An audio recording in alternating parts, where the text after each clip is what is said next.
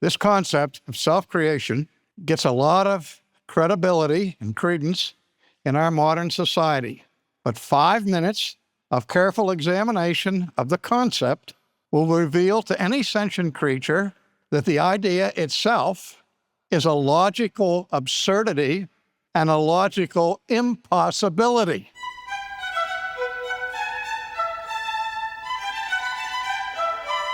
Think about that for just a moment.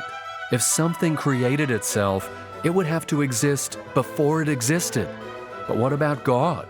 Did He create Himself? Welcome to Renewing Your Mind on this Saturday. I'm Nathan W. Bingham. At the burning bush, Moses received one of the most profound theology lessons recorded for us in the Bible. That's why R.C. Sproul took the time to teach through this encounter for his series, Moses and the Burning Bush. And we'll send you the series on DVD, along with the companion book, as our way of saying thank you for your donation before midnight tonight at renewingyourmind.org. Well, during this encounter, God refers to Himself as, I am who I am. That declaration is not meant to confuse us. Actually, it tells us everything we need to know about God's self-existence. Here's Dr. Sproul to explain.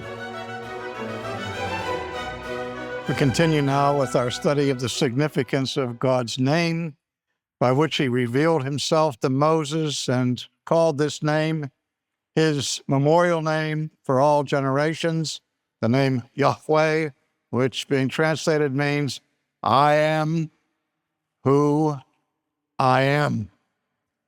Now, in the age in which we live, we see that the Christian faith is constantly under attack in the secular world, and the guns of criticism are aimed chiefly at one target.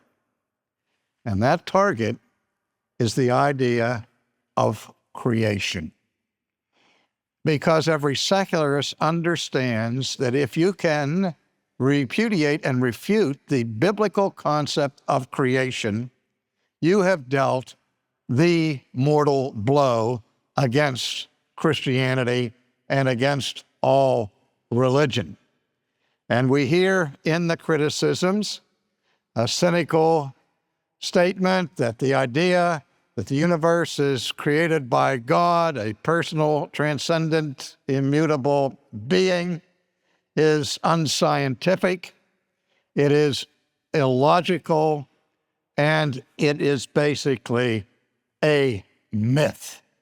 And that's the critique that we hear all the time. Of course, in recent years, we've seen the tremendous conversion of Anthony Flew from atheism to theism in England, the man who once invented a parable that was called by his name Flew's parable, where he tried to discount any real evidence for the existence of God. And in his later years, he came to theism for this reason. He understood that apart from the God hypothesis, science itself would be impossible. Now we go back to the 18th century Enlightenment to understand the seeds of the skepticism that we encounter every day. The principal thesis of the Aufklärung, or the Enlightenment, was the thesis that declared this, that the God hypothesis is no longer necessary for modern science to account for the origin of human life or for the origin of the universe. Now, prior to the Enlightenment, the medieval synthesis was such that the philosophers, even if they were not believers, had to give obeisance and genuflect at the feet of Christian philosophy because they couldn't account for this universe apart from some idea of a transcendent being. And then with the advent of the Enlightenment, all of this fell away because now the scholars came along and said, we can explain the universe, we can explain life in its origins without an appeal to some transcendent deity. And some of those among the French encyclopedists publicly declared themselves the personal enemies of God. And they said, we know now how the universe came into being and how life originated. It came to pass through what they called spontaneous generation. They would look at mud puddles. There were no frogs in the mud puddle. And all of a sudden they would see tadpoles swimming around the mud puddle, and they say, oh, voila. Where did they come from? They didn't think about birds flying over and dropping eggs into the water. But the way it was is that these things just, poof, came into being through their own power. That is, they were self-created. That's the idea of spontaneous generation. Now, let me just back up for a second and say this. If anything exists now, there are only three possible generic explanations for something existing rather than nothing.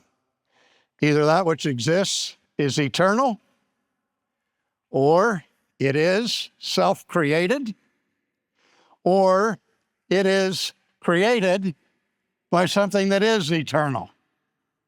Now notice in those three options, and I don't have the time to go into every subset of them, but I can tell you this in all candor.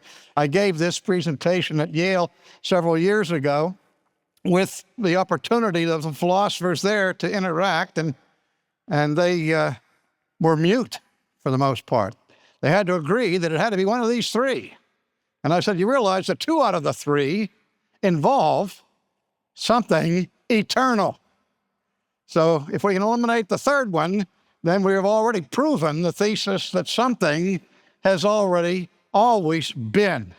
Of course, you shouldn't have to go into a debate. As I said earlier, if anything exists now, something has always existed, or nothing could be unless it comes through the option of spontaneous generation, which is another word for self-creation.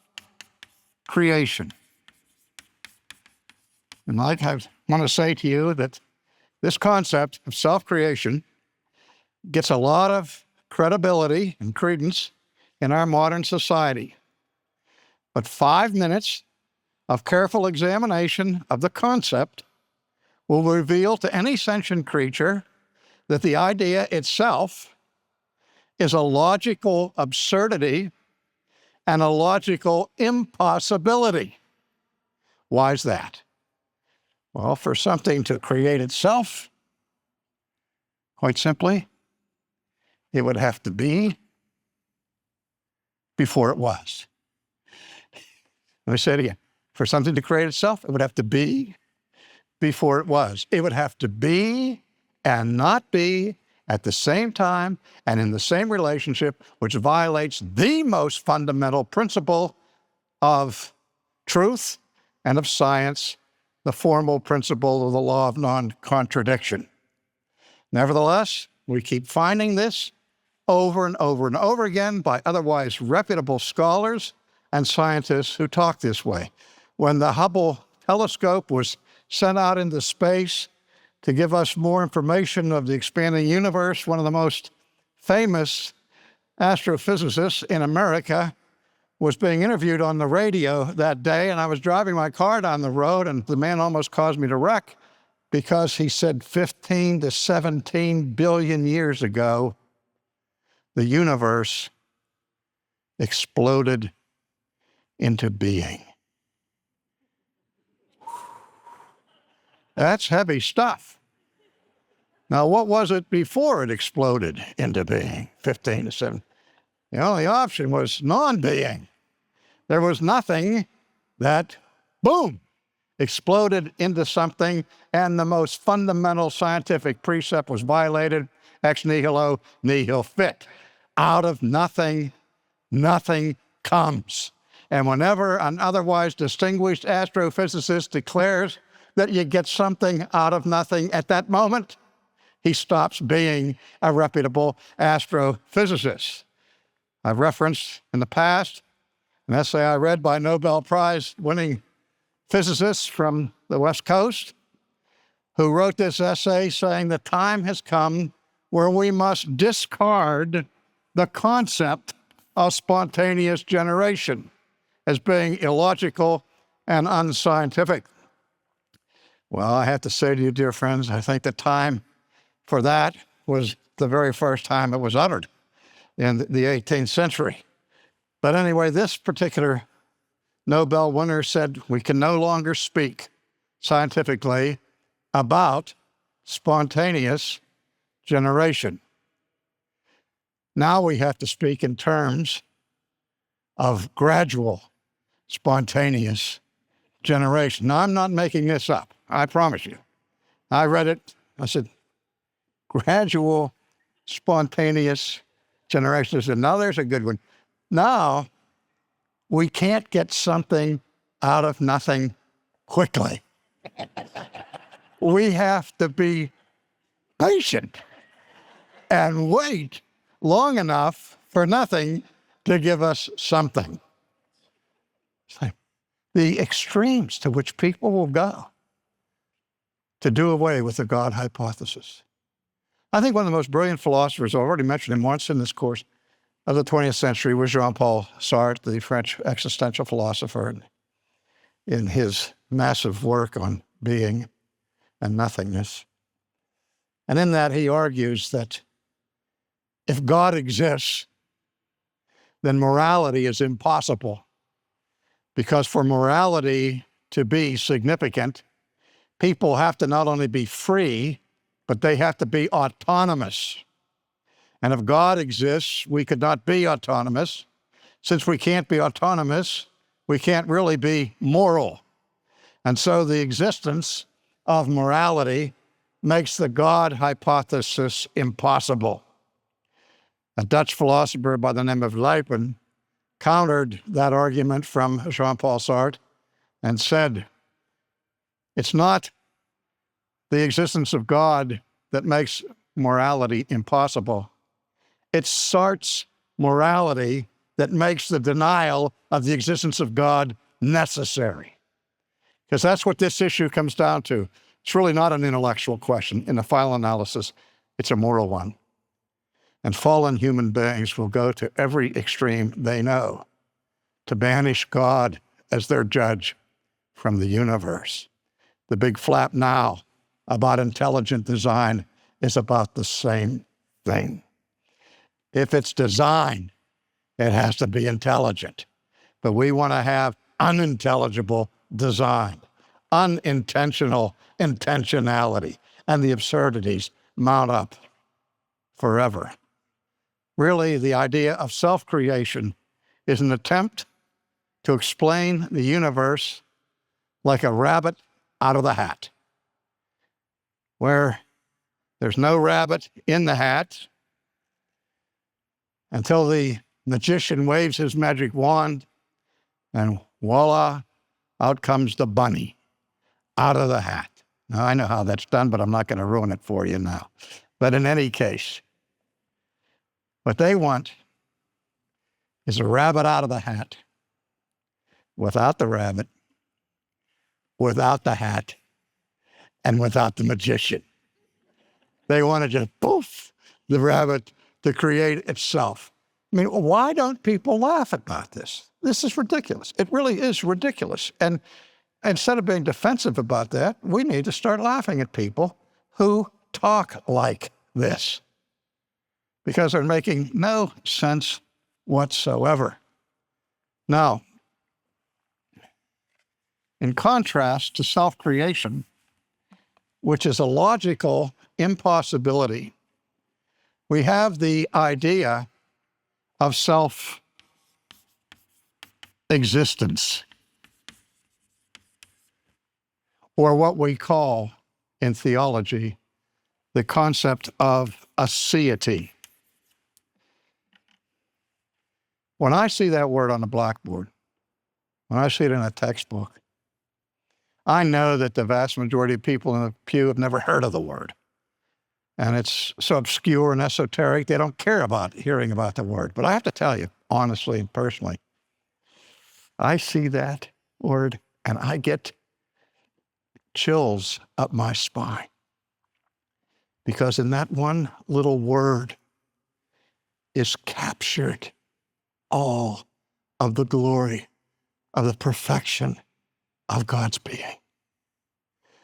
That what makes God different from you and different from me and different from the stars, the earthquakes, and any creaturely thing is that God and God alone has aseity. God and God alone exists by his own power. Nobody made him. Nobody caused him. His existence is in and of himself, which differs, again, from every creature.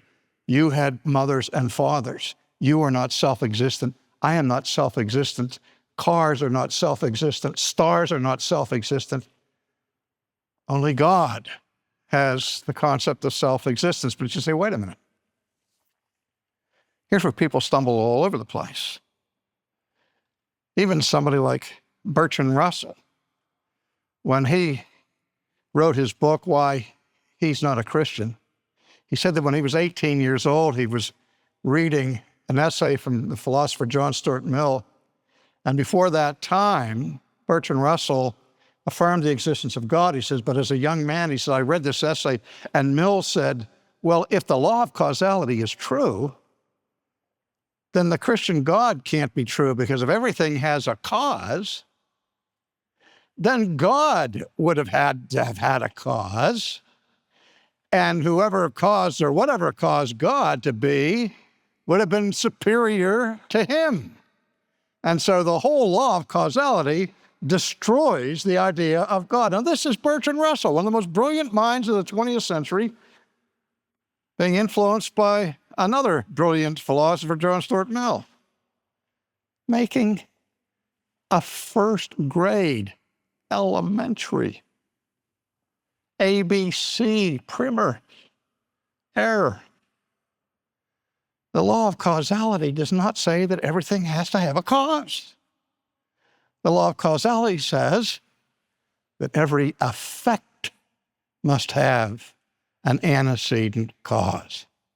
And that's what we call a formal truth. It's true by definition, just like saying a triangle has three sides. Because an effect, by definition, is something that is caused by something else. And a cause can only be a cause if it produces an effect. But we're not talking about God as an effect that has been caused by something before him. He is self-existent. He owes his being to nothing outside of himself. He has the power of being within himself. Think about that.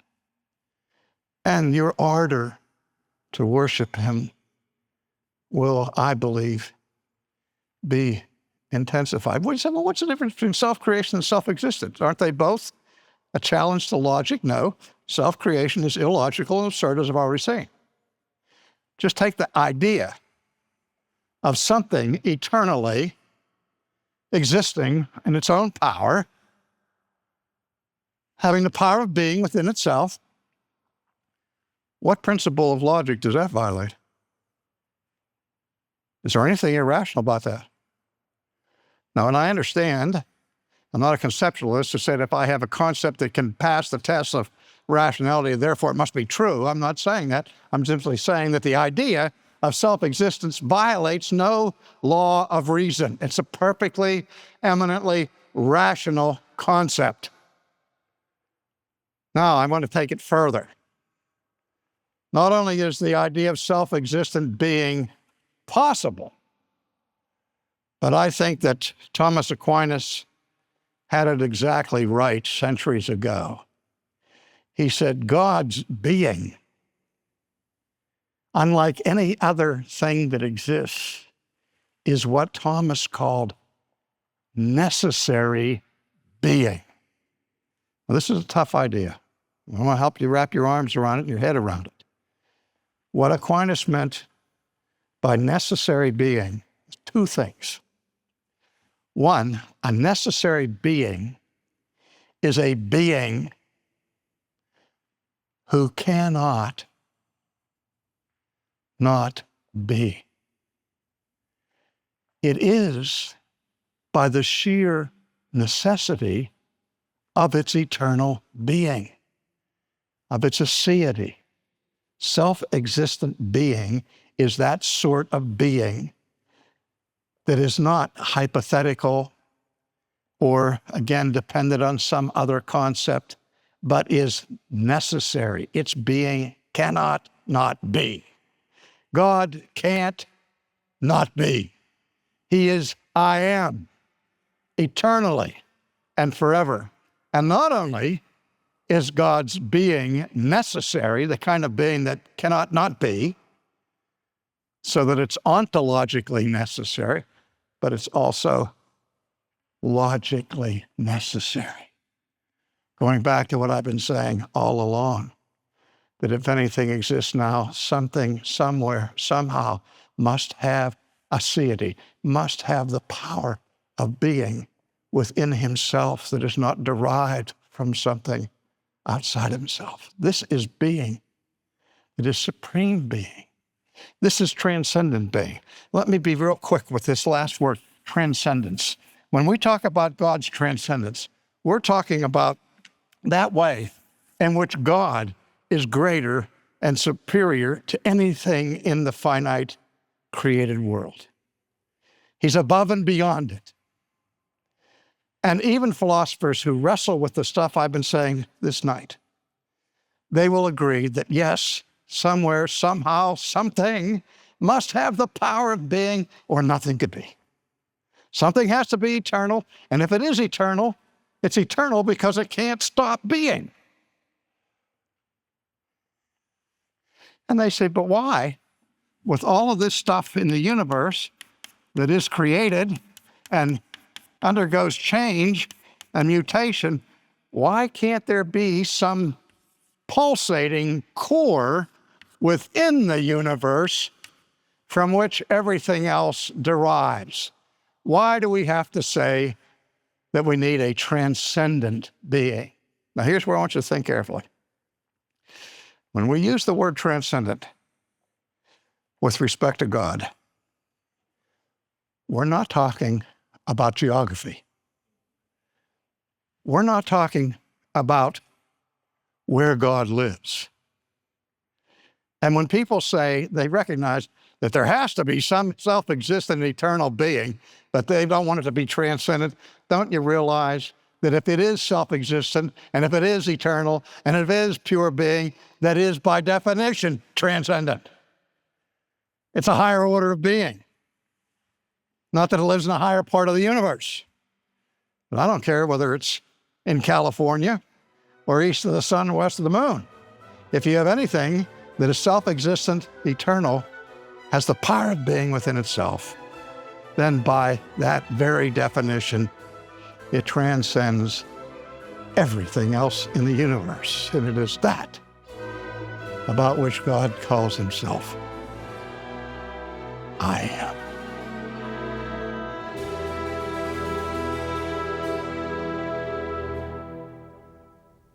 And there is no other. You're listening to Renewing Your Mind on this Saturday as we continue R.C. Sproul's series, Moses and the Burning Bush. What I and so many of you appreciate about Dr. Sproul's teaching style is that he was able to express really big ideas like this and make them understandable. And what you just heard is a big idea, the transcendent nature of God. Over the past few Saturdays, we have been going over this profound theological lesson that God taught Moses. We read about it in Exodus chapter 3, and we want to help you continue your study. Request the complete series on DVD, along with the companion book, when you give a donation before midnight tonight at renewingyourmind.org, or by using the link in the podcast show notes. In addition to the book and DVD, we'll unlock all the messages in the Ligonier app and the study guide as well. Perhaps use this in your small group as you take advantage of the study questions in the study guide. This offer does end tonight, so respond now at renewingyourmind.org. Or for our global listening audience, respond at renewingyourmind.org/global. Thank you. Speaking of global, these past few days I've been in Malaysia as Ligonier Ministries hosts hundreds of guests for our Southeast Asia conference on the theme, The Holiness of God. Please pray for this event and for the work of the Lord through Ligonier in service to local churches and Christians throughout Southeast Asia. Next time, R.C. Sproul will point out an important detail in the account of Moses and the burning bush. Many times we can romanticize the achievements of the great figures we find in the Bible, but they were fallible men, with one exception.